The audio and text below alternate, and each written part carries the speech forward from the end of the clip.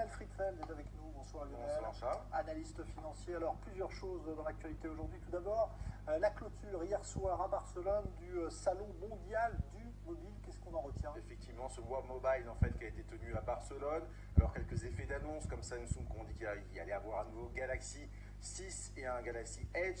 Une news intéressante, c'est notamment Xiaomi, l'étoile montante de la high-tech chinoise, qui va notamment mettre sur le marché une petite caméra qu'on va pouvoir embarquer.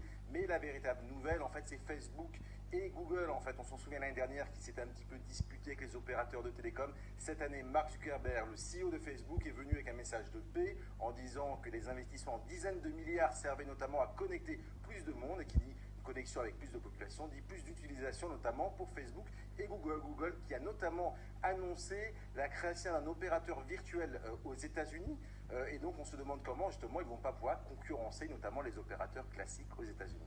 Alors ça c'est l'information effectivement de Barcelone. On part maintenant en Chine avec l'annonce aujourd'hui du chiffre de la croissance chinoise. C'est impressionnant mais c'est en baisse. Effectivement, c'est une journée importante pour la Chine. C'est l'Assemblée nationale, on va dire, des dignitaires du parti qui valident les directives économiques. 7%, c'est moins bien que l'année dernière à 7,5%, ralentissement de la Chine.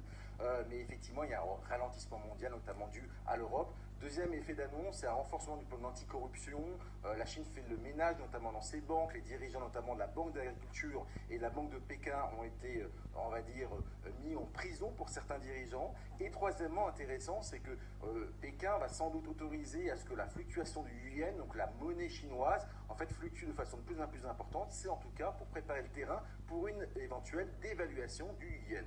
Alors l'information maintenant pour terminer de cette soirée, c'est la chute de l'euro qui est tombé à 1,10$ ce soir, plus bas niveau depuis 11 ans. Qu'est-ce qui se passe? Effectivement, c'est logique puisqu'il y a un discours aujourd'hui du président de la BCE, Mario Draghi, en fait, qui a annoncé son plan d'assouplissement quantitatif pour le 9 mars, ce qui veut dire on fait marcher la planche à billets, donc mécaniquement l'euro, on va dire, arrive vers une parité un peu plus naturelle.